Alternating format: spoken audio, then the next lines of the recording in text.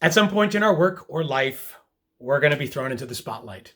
Whether you're pitching a client or making a presentation, speaking in front of a crowd, or about to engage in a high stakes conversation, taking center stage can be exhilarating and terrifying, producing a mix of dread, uncertainty, and even self doubt. And while there's a good deal of research that suggests that pre performance stress can actually be a good thing, most people, at least the ones I know, would rather find ways around the pressure.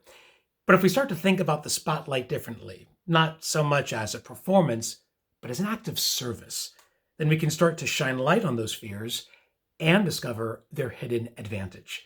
Today on The Fix, how to overcome your performance fears. In my own experience, speaking to more than 10,000 people across 3 continents as a TEDx and global keynote speaker, I've learned that 3 techniques not only settle my nerves, but give me an edge. Each one is backed by research and is incredibly easy to adopt. Anyone can do them, and the only cost is a bit of time, intention, and practice. Number 1, have a good chat with yourself. Strange as it sounds, there's good reason to talk to yourself before your next big performance.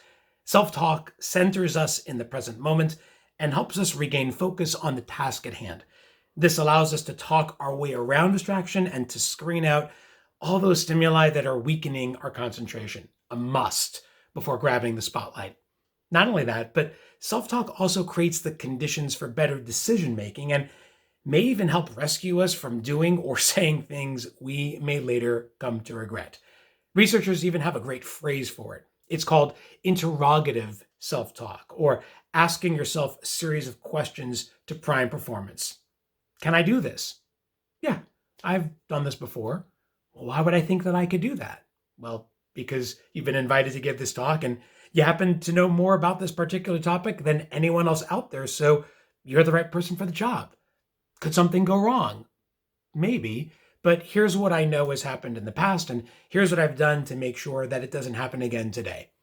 While that conversation is running through your head, you're reinforcing your qualifications, your credentials, even your lived experience, giving you the right amount of confidence and clarity you need to proceed. Number 2, name the monster. As humans, we are fairly well conditioned to run from perceived threats, but it turns out that heading them off is a much better approach, especially if we name the monster that is causing us the fear, anxiety, or just plain old jitters. Researchers at UCLA found that people with spider phobias showed fewer signs of reactivity when they verbalized their emotions. They discovered that by simply noticing and naming our state of being, we can cut internal stressors in half.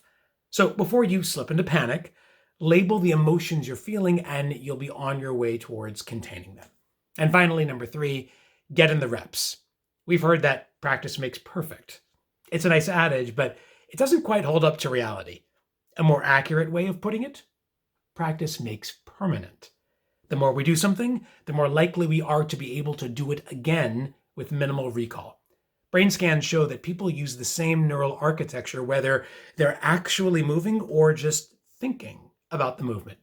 Researchers call it phantom practice, but the effects, they're quite real. Simply going through the motions has been shown to have the same effects as physical practice and can even produce a performance boost. So, before your next big spotlight moment, run through a sequence, a mental sequence of what you're trying to say or do.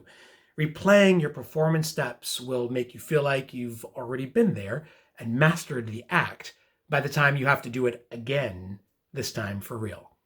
Even under bright lights, we can take the glare off our fears by staying in the moment, labeling our emotions, and rehearsing the right moves. Those small practices can make even the biggest stages seem a whole lot smaller.